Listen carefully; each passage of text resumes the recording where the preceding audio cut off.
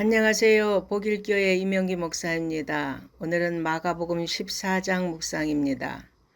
14장 15장은 예수께서 온 인류의 죄를 짊어지시고 십자가에서 죽으신 순환을 상세하게 기록하고 있습니다.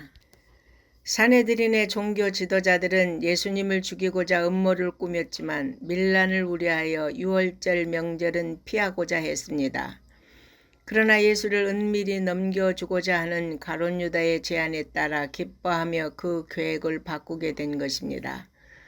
주님이 은 30에 팔린 사건은 성경에 예언된 것으로 이는 예수님의 십자가 순환 사건이 하나님의 섭리에 의해 진행되고 있음을 말씀합니다. 즉 예수께서 죄인들을 위해 유월절 희생양으로 돌아가시는 것이 하나님의 구속 계획이었습니다. 그렇다고 가룟 유다 같이 불의한 자들이 하나님의 뜻을 이루는 도구로 사용되었다고 해서 그 불의가 용납될 수는 없습니다.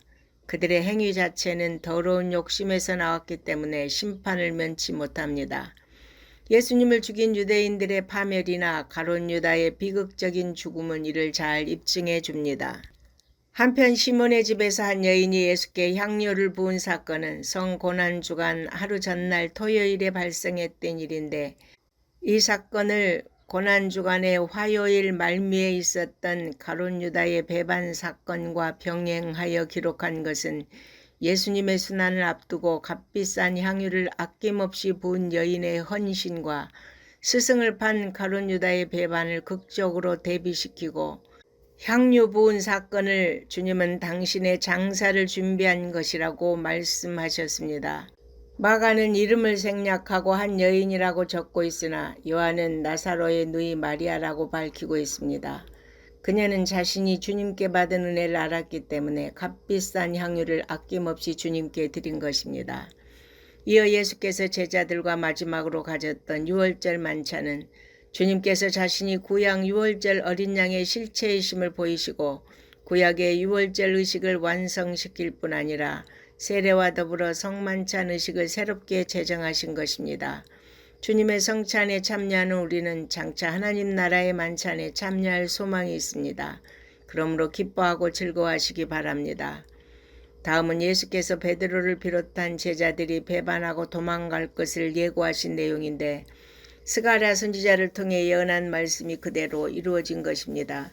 이렇게 예고하신 것은 그들이 신앙적으로 일시 실패한 후에라도 주님의 말씀을 기억하고 다시 신앙을 회복하도록 하시기 위한 사랑의 배려였습니다. 그리고 십자가 죽음을 목전에 든 예수님이 겟세마네 동산에서 그야말로 처절하고도 간절하게 기도를 드리는 내용인데 하나님의 뜻에 철저히 순종하시기 위해 몸부림치는 주님의 고뇌와 결단의 모습에 감사와 감격의 눈물이 흘러내립니다. 그런데 주님이 고뇌에 찬 기도를 하시는 동안 제자들에게 시험에 들지 않도록 깨어 기도하라는 주님의 말씀에도 불구하고 깨어 기도하지 않으므로 결국 그들은 예수님의 체포시 모두 무서워 도망가 버리고 말았습니다. 전투를 앞둔 병사가 무장을 해제한 채 잠에 취해 있다면 그 싸움은 하나마나 결과가 뻔합니다. 여러분 시험에 들지 않도록 깨어 기도하시기 바랍니다.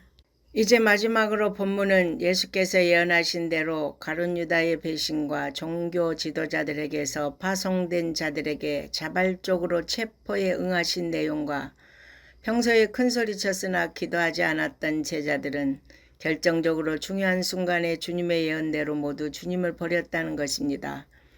우리도 얼마든지 제자들처럼 그렇게 될 수 있으므로 자만하지 말아야 합니다. 그와 같이 되지 않도록 겸손히 주님께 은혜를 구해야겠습니다. 산헤드린은 예수님을 칠 수 있는 여러 거짓 증거들을 물색하다가 결국 신성 모독죄를 뒤집어 씌워 사형을 결의했습니다. 당시 산헤드린 공회는 밤에는 개회할 수 없었습니다. 그러나 그들은 불법적으로 밤에 공회를 열어 주님을 신문하고 사형까지 결의하였던 것입니다. 그리고 주님이 이미 예고하신 대로 베드로는 닭 우는 소리를 듣자 자신에게 당신을 부인하리라고 예언하신 주님의 말씀이 생각나 밖으로 뛰쳐나가 심히 통곡하고 다시 예수님께로 돌아오게 됩니다. 이 통곡은 참된 회개의 눈물이었습니다.